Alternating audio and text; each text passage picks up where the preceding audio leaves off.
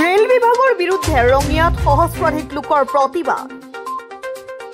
সদৌ কামৰূপ জিলা ছাত্ৰ সন্থাৰ উদ্যোগত ৰঙিয়া আঞ্চলিক ছাত্ৰ সন্থা, নাগৰিক মঞ্চ, ষ্টেচন নাগৰিক সমিতি, ব্যৱসায়ী সন্থা, ৰেল যাত্ৰী সংস্থাই সহস্ৰাধিক লোকৰ উপস্থিতিত ৰঙিয়া মাণ্ডলিক ৰেল প্ৰবন্ধকৰ কাৰ্যালয়ৰ সন্মুখত ৰূপায়ণ কৰে এই বিক্ষোভ কাৰ্যসূচী। ৰঙিয়াৰ ৰাইজৰ 10 দফীয়া দাবী মানি নললে তীব্ৰ আন্দোলন গঢ়ি তোলাৰ হুংকাৰ প্ৰতিবাদকাৰীৰ।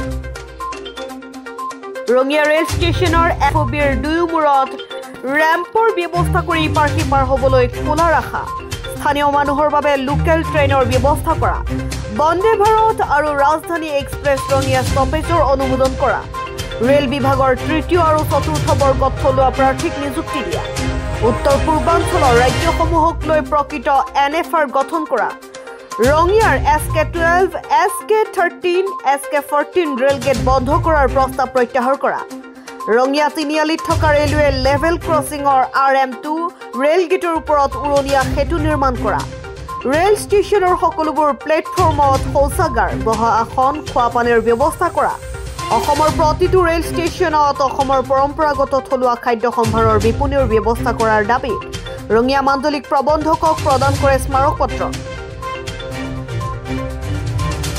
ইফালে প্ৰতিবাদৰ সময়ছোৱাত ব্যাপক হাৰত ৰঙিয়া মাণ্ডলিক প্ৰবন্ধকৰ কাৰ্যালয়ৰ সন্মুখত আৰক্ষী অৰ্ধসামৰিক বাহিনী মোতায়েন কৰা হয়। এই প্ৰতিবাদৰ সময়ছোৱাত তীব্ৰ যান-জঁটৰ সৃষ্টি হয়, যাৰ ফলত বহু সময়লৈ বন্ধ হৈ পৰে ৰঙিয়া মাণ্ডলিক ৰেল প্ৰবন্ধকৰ কাৰ্যালয় হৈ তিনিআলিলৈ যোৱা পথটো। ইয়াতে 3খন ফুড অভাৰব্ৰিজ থকাৰ পিছত 4খন যি ফুড অভাৰব্ৰিজ হ'ব, ইমূৰ তেওঁলোকে ৰঙিয়া চহৰৰ ইমূৰ তেওঁলোকে সংলগ্ন কৰা উচিত আৰু তাত ৰেম্পৰ আৰু এক্সেলেটৰৰ ব্যৱস্থা কৰা উচিত। আমাৰ দাবী হ'ল যে প্ৰতিটো প্লেটফৰ্মত তেওঁলোকে খোৱা পানীৰ ব্যৱস্থা কৰক, প্ৰতিটো প্লেটফৰ্মত তেওঁলোকে টয়লেটৰ ব্যৱস্থা কৰক। আমাৰ দাবী হ'ল যে আজি ৰঙিয়াৰ বিভিন্ন ক্ষেত্ৰত ৰেল ডিভিজন হোৱাৰ প্ৰায় 3.5 দশক জোৰা সংগ্ৰামৰ পিছত ৰঙিয়া ৰেল ডিভিজন হ'ল, কিন্তু ৰঙিয়াবাসী ৰাইজে একো নাপালে। আমাৰ কথা হ'ল যে তৃতীয় আৰু চতুৰ্থ বৰ্গৰ যি চাকৰি, এই চাকৰি আমাৰ খিলঞ্জীয়া মানুহৰ কাৰণে, থলুৱা মানুহৰ কাৰণে সংৰক্ষিত কৰা দৰকাৰ। আৰু তাৰ কাৰণে আমাৰ যি ৰেল মণ্ডল আছে, কাটিহাৰ বা বিহাৰ বা পশ্চিমবংগক বাদ দি কেৱল উত্তৰ পূৰ্বাঞ্চলৰ ৰাজ্যকেইখনক লগাই এটা ৰেল মণ্ডল গঠন কৰা উচিত আৰু য'ত তেওঁলোকে ৰিক্ৰুটমেণ্টৰ ব্যৱস্থা কৰা উচিত। পূৰ্বে আজি চাকৰি মকৰল কৰাৰ ক্ষমতা মালিগাঁও হেডকোৱাৰ্টাৰ আছিল, কিন্তু আজি নাই। আৰু সেইকাৰণে আমি দেখা পাইছোঁ যে একেবাৰে টেবুল চাফা কৰা মানুহটোও তেওঁলোকে বাহিৰৰ পৰা লৈ আহে। আমি বিচাৰোঁ যে অন্তত তৃতীয় চতুৰ্থ বৰ্গৰ চাকৰি আমাৰ থলুৱা নিবনুৱা যুৱক যুৱতীবিলাকে যাতে পায়। আৰু ৰেলে আমি দেখা পাইছোঁ ৰেল কৰ্তৃপক্ষই আজি বিভিন্ন ক্ষেত্ৰত অসমৰ স্বাৰ্থক, ৰঙিয়াৰ স্বাৰ্থক মাহিয়া দৃষ্টিৰে চাই আছে। তেওঁলোকে কোনো ক্ষেত্ৰতে আজি ৰাইজৰ স্বাৰ্থত কাম কৰিব নিবিচাৰে। সেইকাৰণে আমি ৰঙিয়াৰ নাগৰিক মঞ্চ, ৰঙিয়া ষ্টেচন নাগৰিক সমিতি, আমাৰ ব্যৱসায়ী সন্থা আৰু ৰেল যাত্ৰী সংস্থাই মিলি এটা আন্দোলন গঢ়ি তুলিছিলোঁ। এইটোৱে দাবী। আজি মন কৰক, ষ্টেচনৰ ফলত আপোনালোকে যাওক, দেখিব কোনো এখন ট্ৰেইন নাই। ৰাতিপুৱা আপুনি 9 বজাৰ পৰা সন্ধিয়া প্ৰায় 5 বজালৈ এই ৰঙিয়া জংচনৰ পৰা আপুনি গুৱাহাটী যাব না বঙাইগাঁও যাব, কোনো লোকেল ট্ৰেইন নাই। তেতিয়াহ'লে এই ৰেল ষ্টেচন, এই বিশাল ৰেল শিল্প কিহৰ কাৰণে? সেইটোৱে আমাৰ কথা যে ভাৰত, আজি আপোনালোকে মন কৰক, আমি ইয়াত লিখি দিছোঁ কিমান ইণ্ডিয়ান ৰেলৱে আৰ্ণ কৰিছে।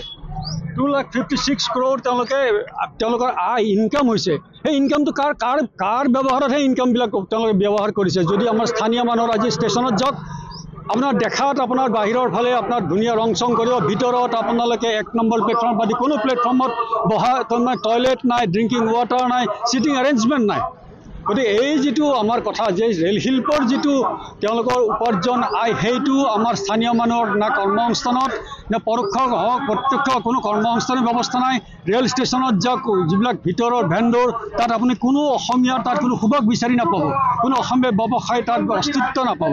গতিকে আপোনাৰ মই যেনেকৈ ক'লোঁ লোকেল ট্ৰেইন নাই, তেনেকৈ ব্যৱসায়তো আজি আমাৰ অসমৰ স্থানীয় জনসাধাৰণ বঞ্চিত হৈছে।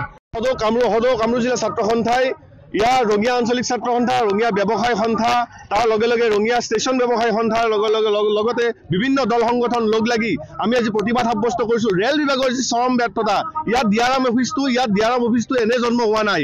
এই অঞ্চলৰ ৰঙিয়াবাসী ৰাইজৰ আন্দোলনৰ ভাৰত ইয়াত ডিআৰএম অফিচ এটা জন্ম হৈছিলে। ইয়াৰ মানুহে কেৱল টাটা বাই দিয়াৰ কাৰণে ৰেল বিভাগটো ৰখা নাই। ইয়াত ৰেল বিভাগৰ যিসমূহ দাবী উত্থাপন হৈছে, এই দাবীসমূহ পূৰণ কৰিব লাগিব। অনাগত দিনকেইটাত যদি এই দাবীসমূহ পূৰণ নকৰে ছাত্ৰ সন্থা কিন্তু নীৰৱে বহি নাথাকে। কাৰণ পৰৱৰ্তী সময়ত প্ৰতিবাৰে প্ৰতিটো ক্ষেত্ৰত যদি ইয়াত এখন লোকেল ট্ৰেইন ৰখাব লগা হয়, ইয়াৰ ৰাইজে প্ৰতিবাদ কৰিব লগা হয়। ইয়াত বিভিন্ন ক্ষেত্ৰত নিয়োগকে আদি কৰি যিসমূহ ব্যৱসায় প্ৰতিষ্ঠান গঢ় লৈ উঠিছে, অনা অসমীয়াৰ দপদপনি চলিছে। আমি ধিক্কাৰ জনাইছোঁ আৰু ডিআৰএম গৰাকীক জনাব বিচাৰিছোঁ, উকিয়াই দিব বিচাৰিছোঁ যে অসমৰ তেওঁলোকে অসমৰ হাৱা পানী খোৱা মানুহগৰাকীয়ে যিগৰাকী মানুহ এচি ৰুমত বহি থাকিলে নহ'ব।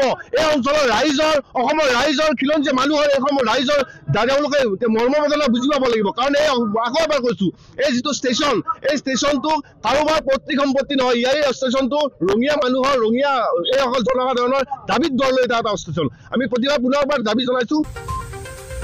ৰঙিয়াৰ পৰা ইণ্টাজালৰ ৰিপৰ্ট, গ্ল'বেল NE 24/7।